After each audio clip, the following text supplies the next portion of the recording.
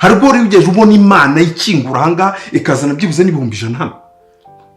Ikisi ibyo dufise byose n'Imana yabiduhaye. Gute nyereka iduka wigeze ujya guhahamo bakavuga ngo iri duka ni iry'Imana. Nyereka banka wigeze ujya kwekamo credit bakavuga ngo iyi banke ni iy'Imana. Urije gusenga ibiki karanga baba gira ibintu by'ibicucu mukakoza mugenda inyuma y'abantu gute gusa mutase ibintu mujyamo.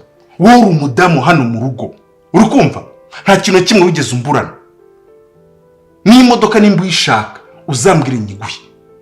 Ako ntago ngushaka muri ubwo bukurye ngo nukujya gusa. Muri urasenga ibiki? Muri byo usenga urabizi wowe. Urabizi? Umuntu adasenga jeri nta buzima bafise. Gusenga n'ubuzima, gusenga nibyo. None ko nasenga simfite ubuzima. Nuko ushaka kuvuga ko umugabo nta buzima afite.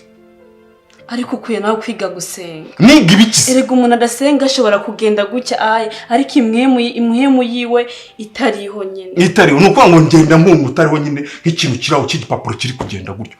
Jya kwiga gusenga. Wese wabyize hehe? Nda kwikomplika ndeka nje gusenga jewe narabitawe we niba utarabitahura ndanagusengera uzobitahura. Reka mubwire amasengesho yawe ntayo nshaka. Sibyo?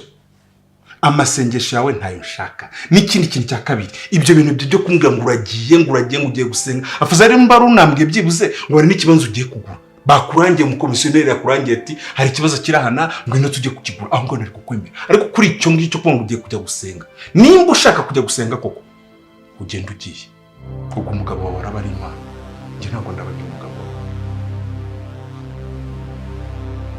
birangirira aho ngaho. Kandi nabwo nimba yemeje kuguma aha ngaha ubwo ijambo ryitwa gusenga ntizongere kugusohoka mu kanwa.